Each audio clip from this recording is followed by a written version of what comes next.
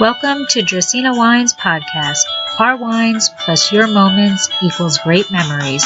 I'm your host, Lori, and this is a podcast about all things wine. Welcome to episode 98 of Dracaena Wines Podcast. I am still in New York City at VinExpo, but today I am talking bubbles. When you hear the words amazing sparkling wine, where do you think of? France? Probably. The US? Spain? Italy? Absolutely. But I am here to share with you a new region for you to explore exceptional sparkling, Brazil. Today, I am interviewing representatives of a few wineries that produce sparkling wine in Brazil. The winery sizes vary from boutique wines to multi-million bottle productions. But they all have one thing in common, a passion for sparkling and the desire for us in the United States to realize how fantastic their quality is. As always, I'm asking for that favor to scroll or swipe or do whatever you need to do to get to that rate and review section and to leave us a review to help others find us. Enjoy. Sláinte. So I'm here at VinExpo today, and I am at the Wines of Brazil section, and I am introduced to Balsan, who is representing Amaze Wines, and it is actually sparkling wine. So my first taste of Brazilian wine is way to go with sparkling. And so we're going to introduce Mary and let her explain where the name came from and what the goal is. Hello, nice to meet you. So it's a great pleasure to be the first introducer to the sparkling wine, Brazilian wines. So we are a cooperative in south of Brazil. The town is Garibaldi as the name of the cooperative. We have more than 400 cooperate on this cooperative working together like a family. And they are prepared to produce the best grapes to produce these sparkling wines. So they are being teach or coaching all the time with the best and good practices to arrive in the good quality grapes. And as a cooperative, they don't see a profit selling the sparkling wines, but they see to sell the best grapes for the cooperatives. Because of this is a very nice value to sell a company as a family, and the value of the bottle is not too high, it's a small price. But even we have a very high quality because the sparkling wine, Dornelles, for an example, we won like 100 the best sparkling wine in the world in France, and comparing to the champagne. Right. So it was a very nice gift for us because they arrived in a goal decided more than 12 years ago. So we have a very nice line in sparkling wine, Chardonnay, and also asti process in white Moscato or rosé Moscato. And so you were mentioning that you have more than just the Chardonnay and the Moscato. You also do a rosé Moscato, but you have other sparkling wines, or just those three? So we have in line 7 different sparkling wines. We have an rosé root, un Cabernet and Merlot. We have a white 100% Pinot Noir. A white one is Riesling and Trebbiano, and the two of them we have our demi-sec and the rosé Moscato as Moscato rosé. So we have 7 different sparkling wines, but here we have only 2. So what about the sparkling? Is sparkling a big thing in Brazil, or is it an up-and-coming thing? This has happened 12 years ago, the explosion, the boom of the sparkling wine, because the terroir in our region, Serra Gaúcha region, we have a very nice climate, land, and the process to produce the sparkling wine in the high quality. And so the cooperative decided to produce more sparkling wine because it's very nice and it's very quickly to produce, and the process we can arrive in the best. That you can, even it's easy to sell sparkling wine than a wine, because the wine is a competition is very hard. So we sell better sparkling wine than wine, still wine. So your niche is the sparkling. Yeah, it was a decision from the president or corporate to produce more sparkling wine because they are best in production sparkling wine. So decided. And you had mentioned earlier that it's a cooperative. There's 400 farmers working together. Yes, they work like a family because they are very small producer. As the biggest part is 3 hectares, small producer. So they are working together as a family, and they decided to produce together.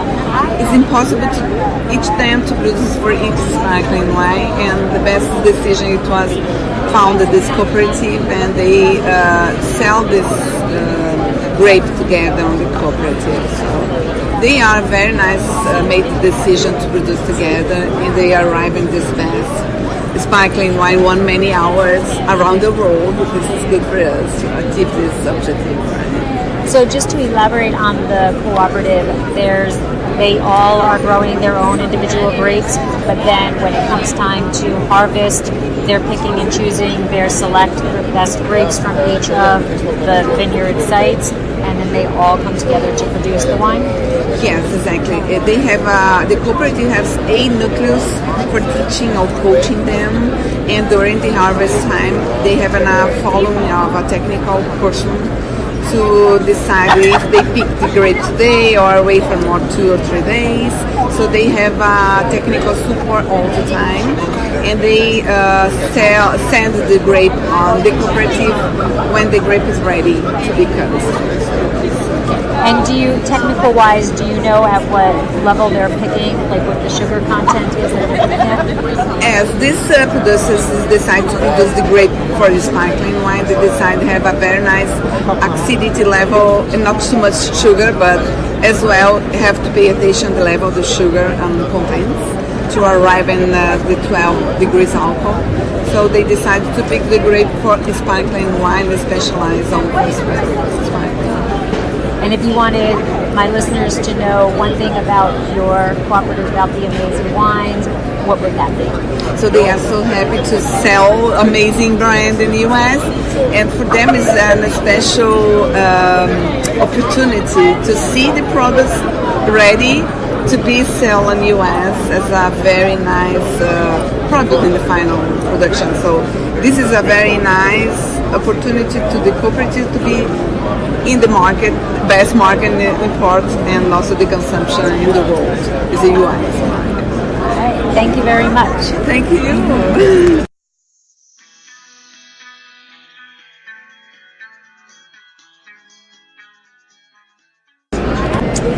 So continuing with the sparklings of Brazil, I am now speaking with Cassio Couture of Petrolongo, and he has introduced me to his first sparkling, which is actually labeled as a Prosecco, and it's an interesting story of being able to call it Prosecco. So first, if you just want to introduce yourself and tell people a little bit about yourself, and then we'll go into the Prosecco. Hello guys, I'm Cassio from Petrolongo in Brazil, and I'm the export supervisor in Brazil, and we are here in New York trying to find distributors, importers, and to make our brand known, as well Brazil known as a sparkling wine producer and still wine too. Okay, excellent. So the first one you poured me was a Prosecco. Yeah. So I'm assuming that by the name of it, you're making it in the Prosecco method with the Glera grape. So how does this come about in Brazil? Yeah, in Brazil we still can call the name Prosecco because of the origin denomination from Italy that is still going on, the process. But outside of Brazil, we already can use the name. So you'd call only a brut. The brand name, Petrolongo Brut of Glera grape. That's the use of the name outside of Brazil. And how common is the Glera grape in Brazil? It's not so common, but several wineries has the Prosecco, so it's a very adapted grape in Brazil. Not so common for different types of sparkling wines, but for Prosecco it's perfect. It's a very good product that remembers a lot the Prosecco from Italy. Okay, excellent. So the next one is our Brut from Charmat method. It's our already fine line, our first fine line. So we have a few better than this one, but it's already a very good line. So this is more like your entry line? Yeah, entry line of defined products, defined sparkling wines. So it's also a Charmat method with a blend of Chardonnay and Italic Riesling, 2 grapes. I'm not familiar with the second grape, so do you know a little bit about the grape itself? Yeah, it's a grape that has been very adapted to in Brazil. We use a lot for Charmat method products, sparkling wines, and it's Italian Riesling. So it's a very good product too, refreshing, and you'll taste it now. Okay. The next one is our Privilege line. It's already a more premium. It's made of traditional method, so it's a very, very sophisticated product with 18 months early, and it's a blend of 75% Chardonnay and 25% Pinot Noir. Okay, so true champagne method. Yeah. So I was telling that Petrolongo is the only winery in Brazil that can call their products champagne. We only use for one line because it's the most premium line, and it's called Elegance. That is a line with 36 months Surly. It's a very premium product, and we can call it because when the winery has been founded in 1915, we already produced the sparkling wine.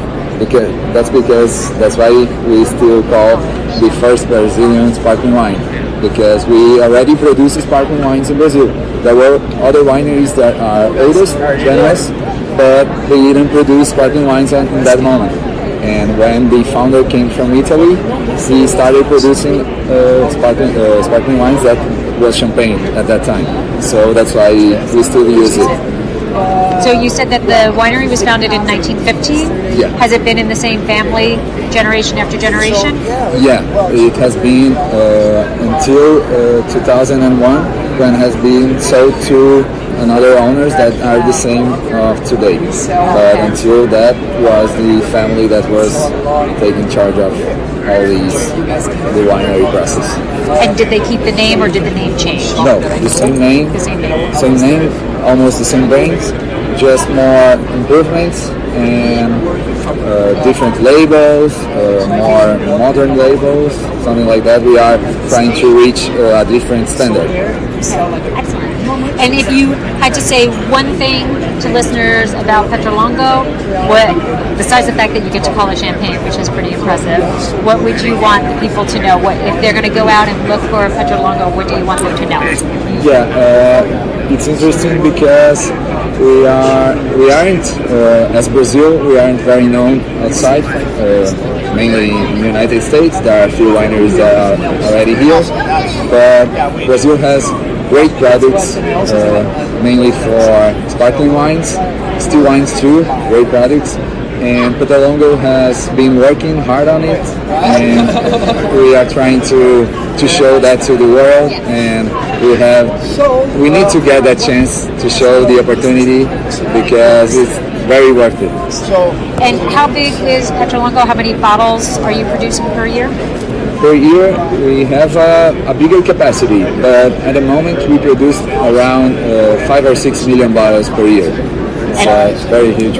All sparkling? No, for all products. We also produce still wines, juice, sweet filtered, non-alcoholic products, semi-sparkling, that's presented. We have a big range of products. Excellent. Thank you. You're welcome.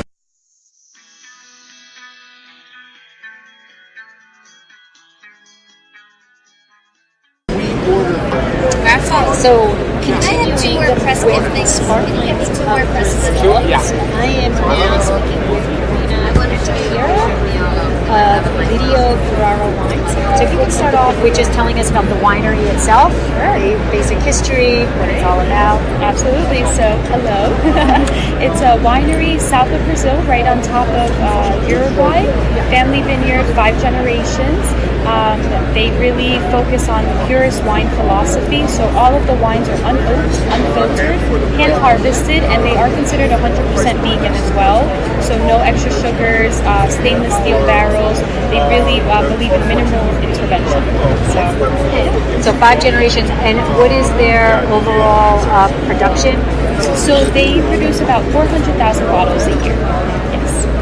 And excuse me, how many are of you? the sparkling Do you have any dirty versus glasses still you would like me to what's taste?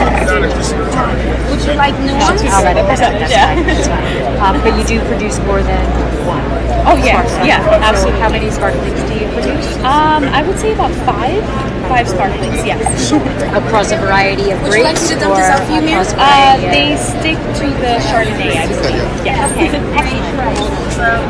So Carino was pointing out their wines that they produce, and Raphael came over and gave us some very information. There's different labels that they have, and one of the labels is Fases, and he's going to tell us a bit about that label. Fases produces high-end sparkling wines at the Charmat method in Brazil.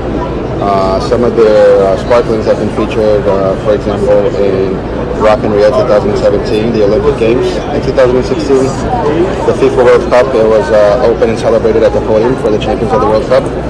And just recently in 2015, Rio Open tennis as well. Whenever there's any gathering of that sort, they are celebrating the champions, first, second, and third place with Lidio Carraro Wines.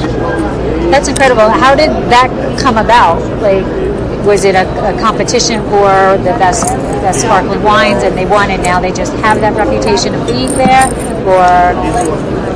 It goes back to what Karina said earlier about their purist philosophy, their quality of the wines that they're producing out in their vineyard. It's just something that over time, I think it speaks for itself that the wines are great in quality, high in expression of the terroir and everything that's being made in south of Brazil. It is an untapped region of the world. But I'm not sure if Karina mentioned to you earlier, it is also one of the highest rated wines in South Brazil, getting scores of up to 94 points from Jason Robinson, which is amazing. And Steven Spurrier from the Cancer magazine picked it as his favorite winery in Brazil. So quality over time, I think people speak amongst themselves, and I am not sure if the winery itself had to go into some sort of competition to get to where it got as far as podium placements. But what I do know for sure that it, like I said, it is great quality, and we're very happy to represent it. That's excellent. Thank you. You're very welcome.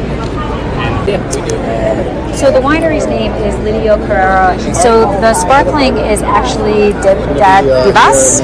So if you can tell us about the name, what it means, and why it's called that. Absolutely. So Dadivas actually means life's gifts, and the winery really likes to represent the fact that sparkling doesn't have to be just for a special event. You can celebrate life at all points. If it's a special occasion or just a great Monday, that's really what they are behind.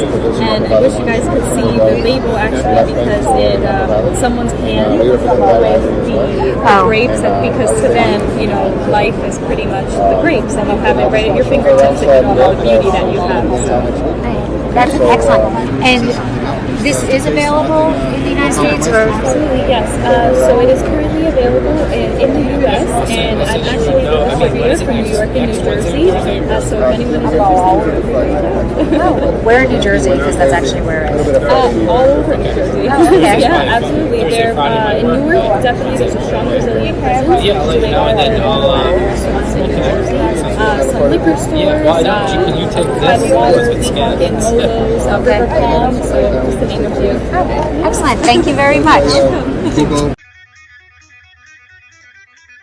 Looking to be in the know about Dracaena Wines? Want to know when we release our new wines?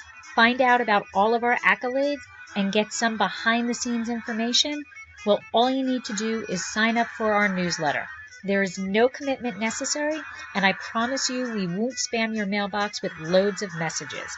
Need another reason to sign up? Quite possibly the best reason? You will immediately get a code for a special discount on all of our wines and be privy to newsletter-only specials. Let Dracaena Wines turn your moments into great memories. Sign up simply by heading to our website, dracaenawines.com, and fill out the pop-up or sidebar. It will take less than a minute of your time, but the rewards will last forever. I am now at Violo's table, and I am speaking with Robert Montgomery, and he is actually the importer. Right, and distributor here in the U.S. market. We actually were introduced to the product 2016. One of my associates was traveling, was at the Olympics, and discovered these sparkling varietals of Violo, which is the second largest producer of Brazilian wine in Brazil. We fell in love with the sparkling wine and thought we would bring something new to the market because Brazilian wines are actually very, very good products, but not very well known here. You know Chile, you know Argentina, Uruguay, but you're not really familiar with, or U.S. consumers, with Brazilian wines. But they do an outstanding sparkling product, which is Miolo Traditional, Miolo Rosé, and a demi-set, which is semi-sweet. 50% Cab, 50% Pinot Noir, the grapes, but they're outstanding products. And what is the price point here in California? The price points, I'm in California in my brain. So that's one of the attractive things about this particular product that we, as a company, wanted to import it. So you can actually get a bottle of the sparkling wine for about $12, $13, depending on who the retailer is. Some places in the Manhattan area, $15 or more, but generally around $12, $13 for one of the sparkling varietals. So going back to Brazil and not really being well known here in America, why do you think that is? Do you think they're not producing the large enough quantities, or we're just not seeing them yet? So over the years, from what I understand, is Brazil, they tried to reach U.S. consumers, but I don't think they've done a great PR and marketing of their particular products, as opposed to Chile and Argentina and some of the other countries that just have great PR for their products. They have Malbecs and a few other brands. And I think that's just pretty much what the scenario has been. They just haven't had good PR. They've tried to enter the U.S. market on a few occasions. Didn't have anyone, I believe, here on the ground really kind of doing the footwork. So they kind of faded out. No one's really was checking for them. So that's what this is all about. What we're trying to do is to introduce U.S. consumers to their product, which is a great product. It just needs to be exposed. And are Brazilians drinking sparkling or still wine more, or equally? I think they are on occasion, but not as much as probably the U.S. consumer. I think Brazilian, I don't know this to be a fact, but from some of my colleagues, I understand they like more sweeter cachaças and things of that nature. But don't quote me on that. Right. But the U.S. consumers now, rosé is growing here in the market. Where consumers are seeking more rosés and sparkling proseccos, and so it's a good opportunity to be introduced to the sparkling wines of Brazil. Excellent, thank you. Yeah.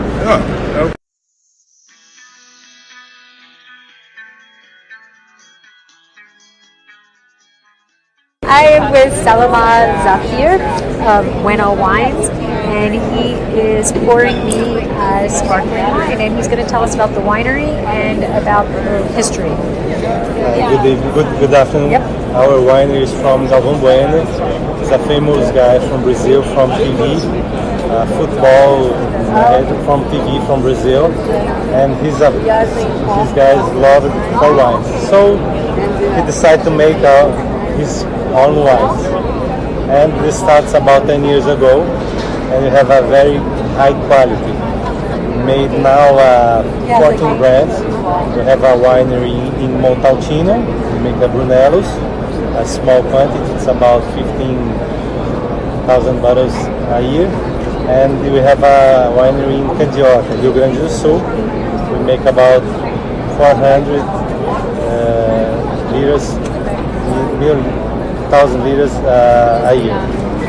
And the most important thing, those are sparklings. And we have a very good quality of those. And it's exciting to be here in New York. Just export to China, Portugal. We are in Florida now, and being in New York, we're supposed to be here sometime. So another athlete who fell in love with wine and decided to start his winery. Yes. Yes. Okay. It's wonderful for us to be here. We made a dinner in December here in New York at Gotham Hall with Massimo Bottura, the first chef of the world, the second one Marco Colagreco, and the third one Sean Hawker. And with our wines there. So it's a wonderful dinner. You can check our websites to see this dinner in Gotham Hall in December with those three best chefs in the world. And we received the wine of the night. So it's a pleasure for us. That's wonderful. Congratulations. Thank you so much. So Try this one. I am going to try the stills after I'm done with the sparkling. So just tell me about the sparkling itself. Do you make more than one sparkling? We make now three kinds of sparkling. Okay. We have two Charmat. The first one it's a Brut. The second one it's Rosé. And we make the best one a Méthode Champenoise. It's look like France. The same thing like France. It's 18 months and old. It's very, very special. We try it. Excellent. And so, as I had said previously, I'm really unfamiliar with Brazilian wines in general. This is actually my first experience with Brazilian wines, and the sparkling is wonderful. And there's several wineries that make a sparkling. Is sparkling wine big in Brazil? Yes. The sparkling wine is very growing up in Brazil. And for me, the best thing, you have to try those wines to make a blind taste. If you put my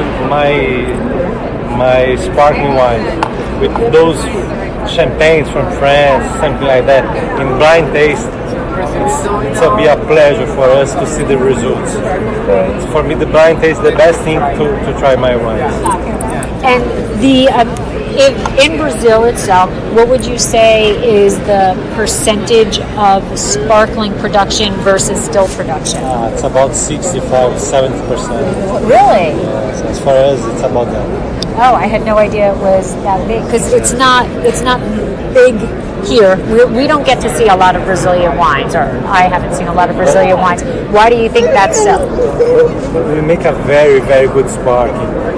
We make a very good wines also, but the sparkling sell too much. At home?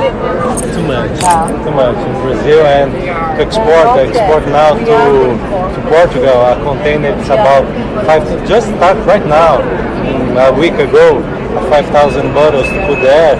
So only sparkling. So it's very good for us. That's excellent. Bad for us that we can't always get it, but maybe that's changing. That's why you're here at VinExpo, right? It's so good. It's very good for us. Okay. And what grapes are being used? You poured me one sparkling, so let's talk about that. Sparkling. We have many kinds of grapes: Pinot Noir, Cabernet Sauvignon, Merlot. So we have some kind of Charmat. We make Chardonnay and Pinot Noir. The other ones are Merlot, Pinot Noir, and Cabernet Sauvignon. We have many kinds of grapes to mix.